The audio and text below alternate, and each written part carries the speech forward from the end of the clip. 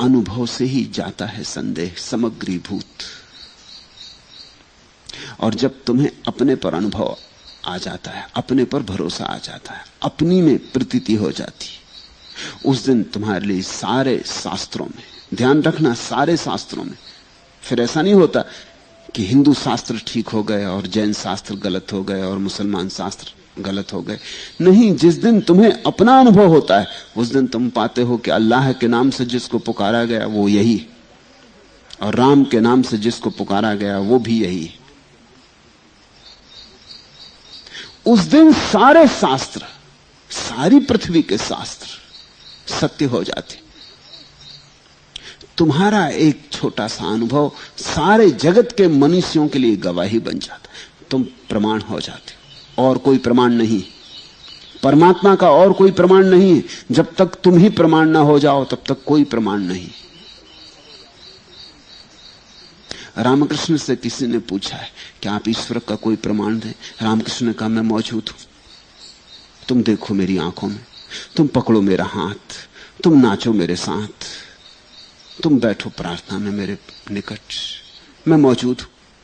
वो आदमी थोड़ा तिलमिला गया, उसने कहा कि ये तो ठीक है, आप मौजूद हो वो मुझे पता, मैं प्रमाण मांगता हूं परमात्मा का। अब और क्या प्रमाण हो सकता है?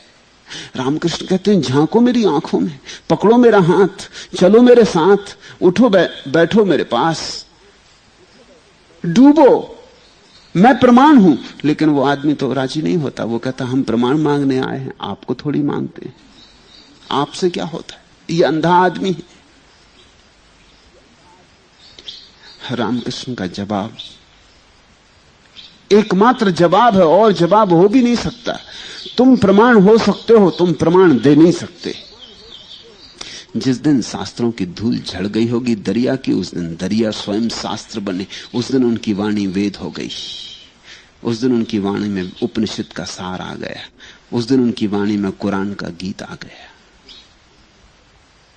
थे मुसलमान, लेकिन उस दिन से फिर न मुसलमान रहे न हिंदू रहे, उस दिन से तो बस धार्मिक हो गए। धार्मिक आदमी न हिंदू होता, न मुसलमान होता, न ईसाई होता।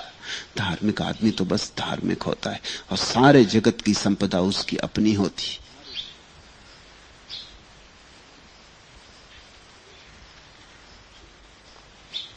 दूसरा प्रश्न, शिष्य गुरु के निकट हो और अपना हृदय खोले, इसका क्या तात्पर्य है? कृपया अच्छी तरह से समझाएं।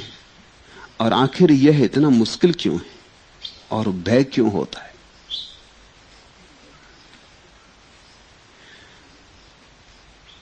तात्पर्य में गए तो भटके, बात सीधी साफ है, उलझाओ मत।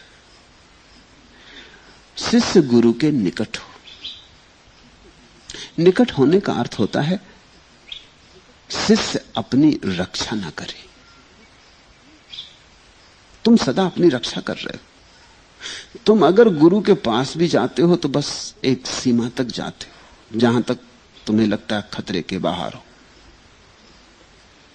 तुम गुरु से भी अपनी रक्षा करते हो। तुम बड़े भयभीत हो, तुम डरे रहते हो कि कहीं कुछ ऐसा ना गुरु कर दे जो मेरे खिलाफ चला जाए। और सत्य तुम्हारे खिलाफ है, क्योंकि तुम झूठ हो, इसलिए गुरु को ऐसा तो करना ही पड़ेगा जो तुम्हारे खिलाफ जाएगा। तुम जैसे हो इसे तो मिटाना ही होगा, तुम जैसे हो ऐसे तो तुम्हें मारना ही होगा, तो ही तुम्हारा नया जन्म होगा। तो शिष्य का निकट होने का एक ही अर्थ होता है, वो अपने शस्त्र रख दे, वो कह दे कि अब मैं निरस्त्र हुआ, ये मेरी छोड़ दी मैंने तलवारें और कवच और ढाल और तीर कमान, ये सब मैंने छोड़ दिए, अब मैं तुमसे लड़ूंगा नहीं। अब तुम्हें मुझे मारना हो तो मार डालो, बचाना हो तो बचा लो, अब तुम्हें जो करना हो जैसी तुम्हारी मर्जी। निकट होने का अर्थ है आज मैं अपनी मर्जी छोड़ता हूं। यही सन्यास का अर्थ है, यही शिष्य का अर्थ है, यही दीक्षा का अर्थ है कि आज से मैं अपनी मर्जी छोड़ता हूं। अपनी मर्जी से रह के मैंने देख लिया, भटका, दुख पाया, कहीं पहुंचा नहीं। अपनी मर्जी के सब आयोजन कर लिए, सब तरफ विफलता हाथ लगी। अपने से जो भी मैंने किया गलत गया। अहंकार के साथ लंबी यात्रा कर कर आए हो तुम। गौर से देख लो अपने अहंकार की यात्रा को, कहां पहुंचे हो। अगर कहीं पहुंच रहे हो तब तो कोई जरूरत नहीं गुरु की।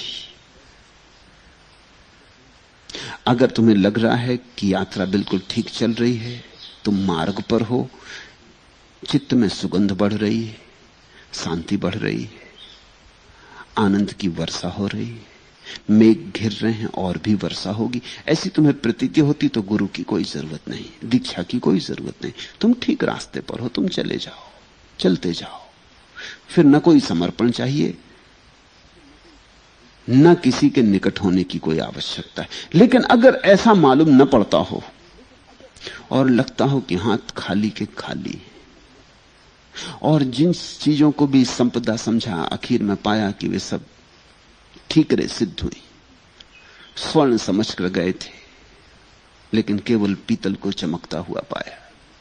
हीरे जवारात समझ के जिसे इकट्ठा किया था वो केवल कांच के टुकड़े थे।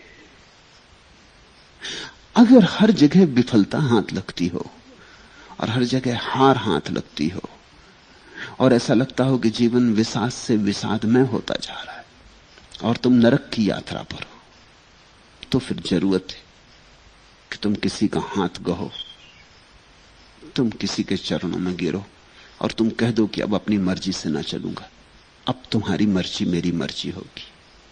निकट होने का अर्थ है तुमने अपना संकल्प छोड़ा।